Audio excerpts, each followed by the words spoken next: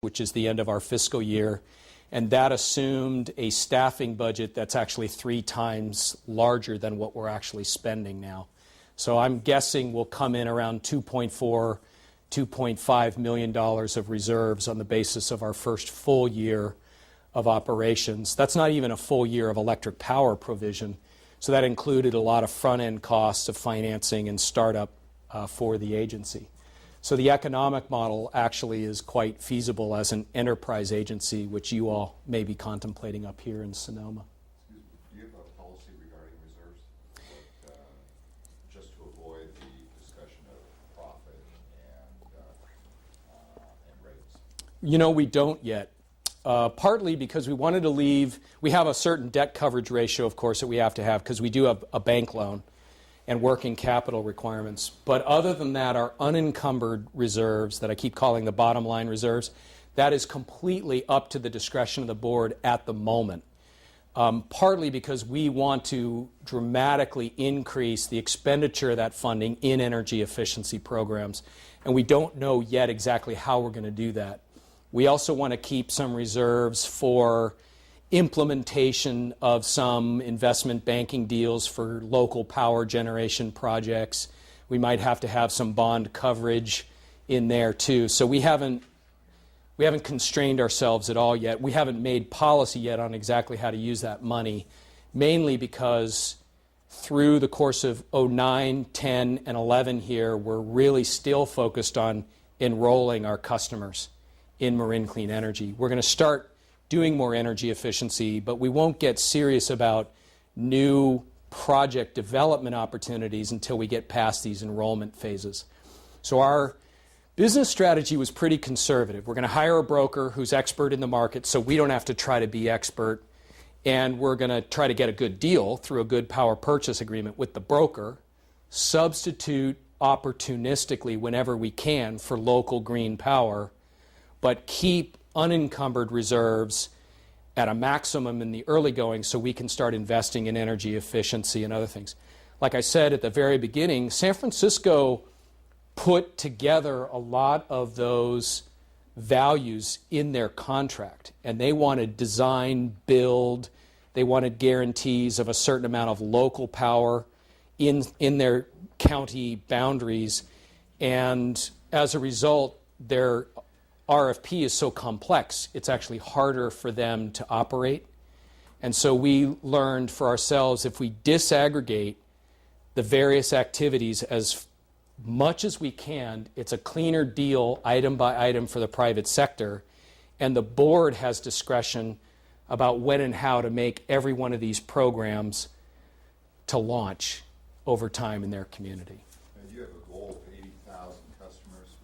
What's your total population?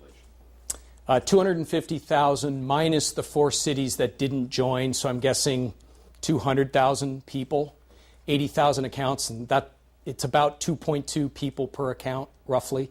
You have some commercial accounts, of course, that are big. Sonoma's profile is going to be different because you have a lot of wine and larger industry than we do.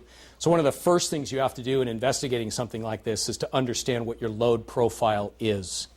We hired Navigant Consulting to do that analysis for us over time, and we actually stole 2 of their principals to work in our shop 4 days a week now.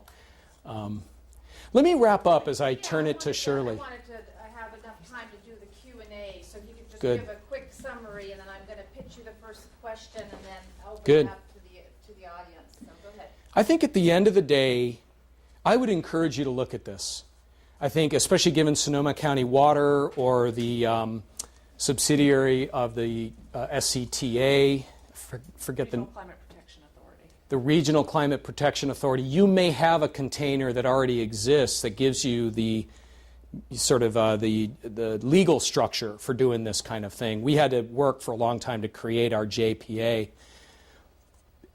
And from every standpoint, I'm glad we did this. And I think my 7 colleagues on the board of the Marin Energy Authority would concur. It was definitely rough during the war a year ago with PG&E, but from a financial standpoint, it's been a smashing success. We paid back all our first loans. We beat the targets on renewable power. We beat the targets on cutting greenhouse gas. We're enabling new generator technology companies to hook up to the grid that wouldn't have been there before. And so I can't think of any reason to be sorry we did this other than the nasty political debate that happened. And it seems like that's just a reflection of what's been going on in America anyway. So it kind of comes with the territory. And so I think in Marin, we're sort of dumbfounded and stunningly happy that we pulled this off. And, you know, it wasn't easy to get here, but it was a very vigorous political debate that added a lot of awareness about climate change in general, even if it hadn't gone forward. And now that it has, we're creating new jobs and we're using renewable power and we're cutting gas emissions, and Marin is a little prouder today in terms of being able to walk its talk than we were a year ago.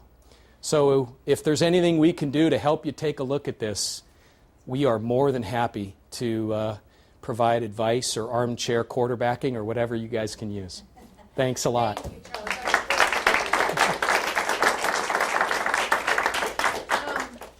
And I think you brought up an important point in terms of whether or not there's a legal already authority set up here in Sonoma County.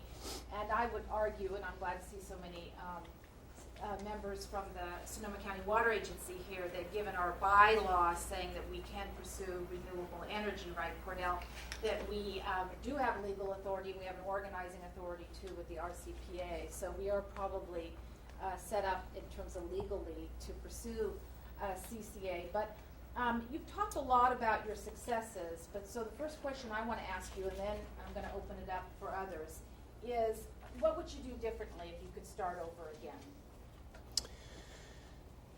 You alluded to it with your comment that Sonoma already has some legal structures. The process of forming our JPA was very difficult and painful. It gave PG&E innumerable opportunities to wreck it, and it was dreadful. So in addition to the opt-out marketing war, every time we were asking a city council to deliberate passing the JPA ordinance, Joe Nation would show up and basically say, the sky is falling, McGlashan's an idiot, he's lying to you, and the thing's going to fail.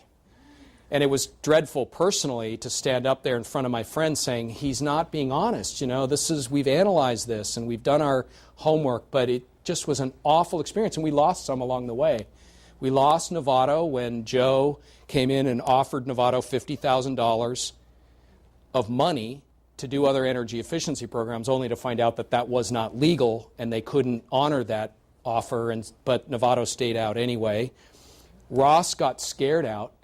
A year after joining the Marin Energy Authority, they backed out again when a city council election flipped it a 2-3 to a 3-2, and they left because of the general fear of taxpayer liability, which again was rehearsed over and over again in front of the councils, and it was a complete canard.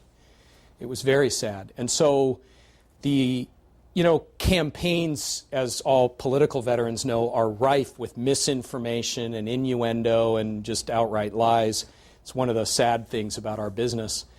But it is incredibly painful to set up a situation where over and over again that kind of misinformation can work against the general good. So what would I do differently? I've actually worked on some legislation that Senator Leno is looking at to enable special districts like Sonoma County Water or others to be the container for community choice aggregation, so that in situations where you have small towns, their citizens could be represented by a special district board instead of their own city council. It also helps if the city council doesn't want to take on a brand new job that is hard to understand.